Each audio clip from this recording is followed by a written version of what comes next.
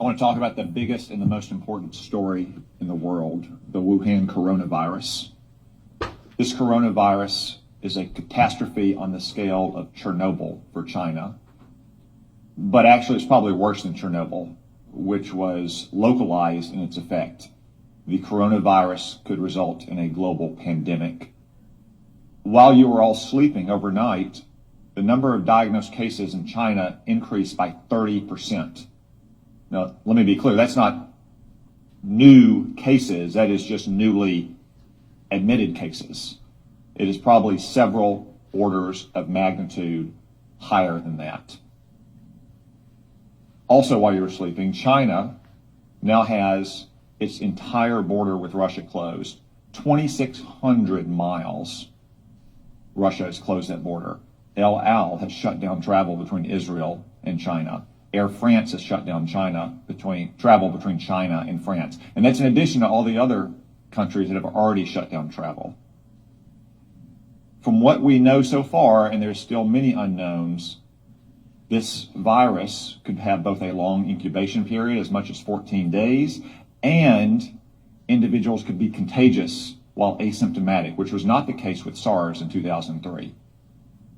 Furthermore, from some cases, it appears that the virus could be aerosolized, which means it doesn't require the kind of contact that you have with, say, a married couple kissing each other or a family living in close quarters in a hotel or apartment, but rather the distances we are all sitting apart right now. Yet China is still lying about all of this. They've been lying about it from the very beginning, and you don't need their history of lying about SARS in 2003, though it is relevant here. You just have to see what's happened over the last 2 months.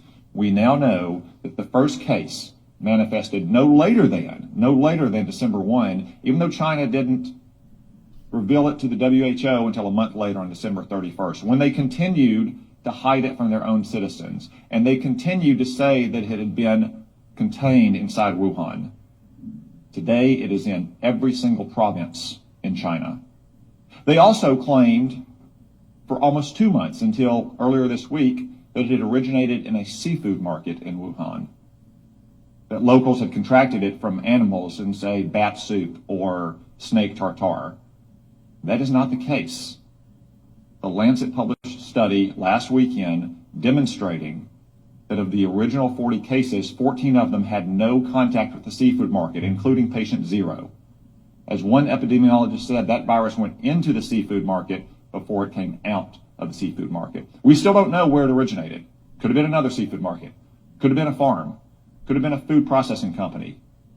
I would note that Wuhan also has China's only biosafety level 4 super laboratory that works with the world's most deadly pathogens, to include, yes, coronavirus.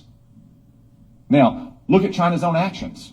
They have quarantined 60 million people, 60 million, more than the entire population of our West Coast. They've shut down schools indefinitely. Classes canceled nationwide indefinitely. Hong Kong, a part of China, has basically shut down all travel from the mainland. That's why it is essential that we immediately stop all travel on commercial aircraft between China and the United States. Making exceptions, of course, for American citizens to come back, as we just brought back yesterday. Allowing essential trade to flow as long as crews on ships and aircraft are not allowed to go into the general population in America. And making exceptions, of course, for medical personnel to go into China to try to get a handle on this. It is essential that we take those steps. And essential that we get to the bottom of China's deceit and incompetence on this measure. And gentlemen, I raise this with you because you're responsible in your combatant commands for some countries that have the most fragile public institutions, to include the most fragile public health institutions in the world.